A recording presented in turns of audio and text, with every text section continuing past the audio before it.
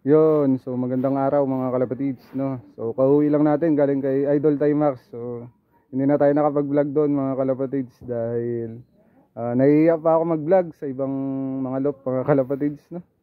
So hindi pa tayo masyadong makapalang mukha masyado mga kalapatids. Baka nahihiya ako mag-vlog doon mga kalapatids, baka mabulol-bulol ako eh. So gusto ko lang i-share mga kalapatids yung ating ibon o ating ibon ni Idol Timax pala mga kalapatids na pinahiram sa atin mga kalapatids. Itong mga kalapatids mapapansin nyo, no, walang wala tayong ibon na ganito mga kalapatids sa ating loob. So, pero ngayon mga kalapatids ay meron na tayong ganitong kulay na masusubukan mga kalapatids, no? Yan, napakagandang ibon. Yan yung napili natin mga kalapatids. At meron pang isa mga kalapatids na ging recommenda talaga mismo ni Idol Timax. At ito talaga yung pinahiram niya sa atin mga kalapatids, no? Itong hen na to mga kalapatids, no? Yun, so kapatid ito ng 2 times winner niya mga kalapatids. Yan, ng kanyang 2 times champ mga kalapatids na ibon. Ito yung kapatid mismo mga kalapatids. At masusubukan na naman natin to mga kalapatids, no? Yun, sana ay mapagana natin yung ibon ni Idol Timax dito sa ating loop mga kalapatids. Yan.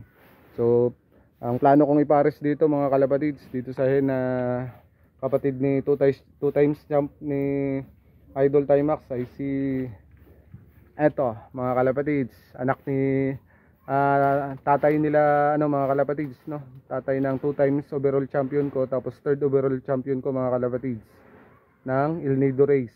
Yun, so diyan natin ipapares. Tapos itong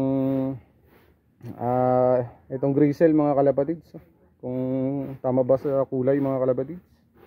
Yan, itong basta yung puti mga kalapatids, ipapares naman natin sa plano ko dito. Kung hindi ito mahiram ni Kuya Allen mga kalapatids, sana yan. Yan, yung ating slate. Kung hindi yun mga kalapatids. Yan.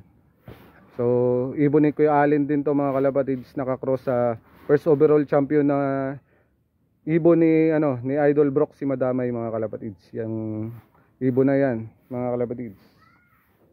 Yun, so hanggang dito na lang mga kalapatids. At shoutout ulit kay Idol Timax TV mga kalapatids, no?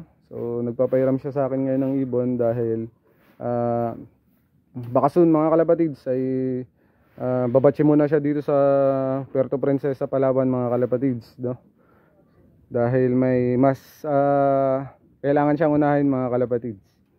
Yun, so ang kalapate kaya madaling balikan lang to mga kalapatids, no? So kailangan siyempre family first muna, then siyempre kailangan niya magtrabaho mga kalapatids. Kung hindi ako nagkakalamali mga kalapatids, no, si Idol Timax ay pupunta ng Hawaii. Pasensya naman tol, nasabi ko na dito sa vlog yung pupuntahan mo. Yun, sa Hawaii siya magagapunta mga kalapatids. So ito yung ibon na pinahiram ni Idol Timax. Maraming salamat ulit Idol Timax TV. So hanggang dito na lang mga kalapatids. Bye.